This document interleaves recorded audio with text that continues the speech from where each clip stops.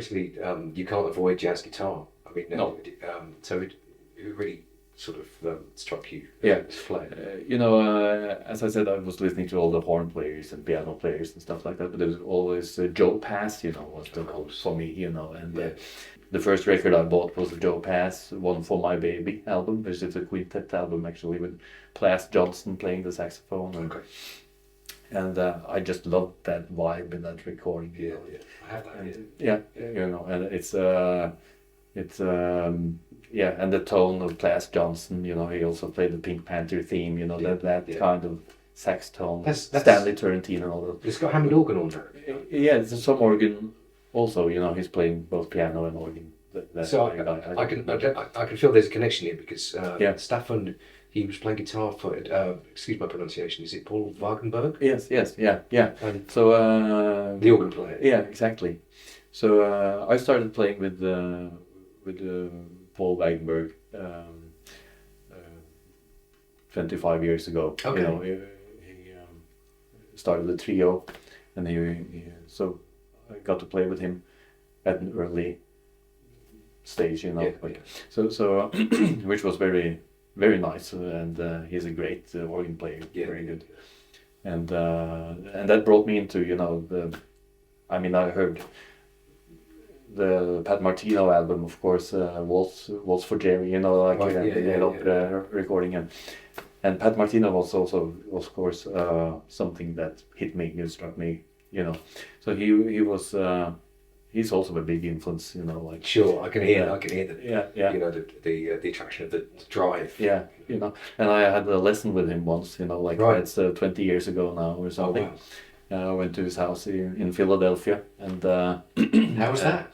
That was amazing, fantastic. It was Randy Johnston who set me up to go down there, and I took the train down there and the taxi out to his house and rang the doorbell, and this small guy opens the door. He's like tiny. What was, and so I was gonna stay there for an hour, and have a listen, and we really got a good connection, and I stayed there the whole day, and we played, and it was fantastic. And brilliant. And he tried this guitar, Right.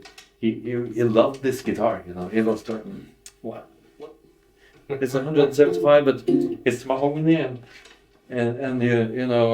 so he was sitting and playing this all day, and he that was fantastic, Yeah. So did you speak about his? I know he talks a lot about converting to minor and stuff. Yeah, that kind of approach to the lines.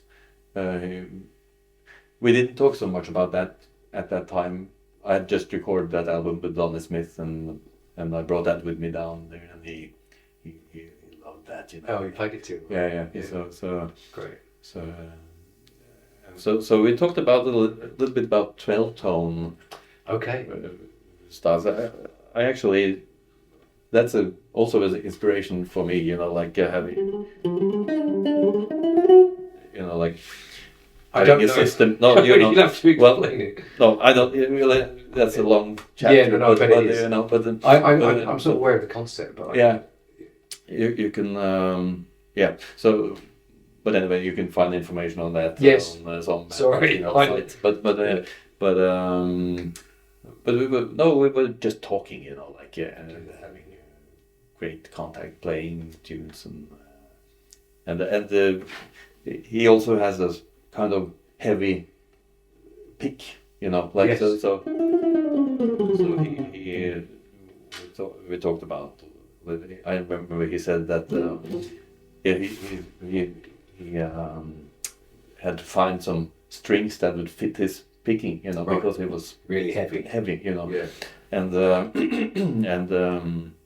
so he used to use quite a lot heavy strings, Yeah, like I heard 15 really or something. Yeah. 17s. And I'm using 14 here. Oh, really? Okay.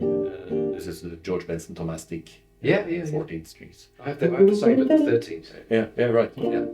So I like them, and I also used 16 for a while actually. Okay.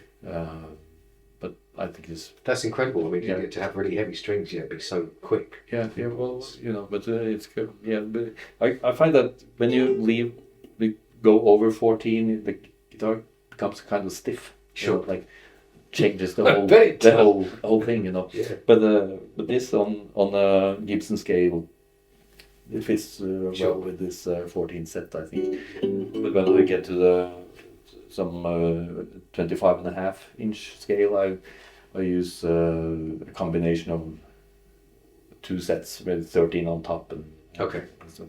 Right. So you find the longer the scale, the thinner you need to go on the bottom. Yeah, a little bit like that's interesting. Interesting. So that's what I think. But it's probably has to do with the way you play all the time. Like the picking technique. It's well, some play lighter. I play quite hard. So interesting. Strings and picks and everything. But it's a real science, and it looks like you've checked out a lot of it. I've been doing a lot of research the last years. With trying different guitars, and I had the Gibson Johnny Smith for a while. Okay. Which I played with, which is a fantastic instrument, very good guitar, and kind of the best instrument I've ever played in a way. Okay. But at the same time, it sounds exceptionally good if the weather is right and the wind direction is and the temperature is okay and stuff like that. But this is your workhorse. Yeah, this is the one I've been playing this for 32 years or something. So you're not scared to take it everywhere around the world? No, this is it's destiny. If it's gonna die on the road, it's okay. So does it go in the hold, or do you pay for a seat? I have a flight case and put in the. You do? I'm sending it. Yeah. Some people just won't do that. Yeah, I know. And I've been very reluctant to do it. I used to always try to and get it into the cabin, Yeah. But then I bought this Hiscox case. Yes. Which I bought the most expensive of them, which isn't very expensive, but it's very solid. Yeah. It works out fine. The airplane companies changed their attitude at some point, They did, yeah. And, I remember a couple of times coming here to London, suddenly I had to start to send it, in the regular case, that was dangerous. Yeah. What you mean, like you turn up and you think you're going to walk it on, you got some case, and they don't let you. Yeah, exactly.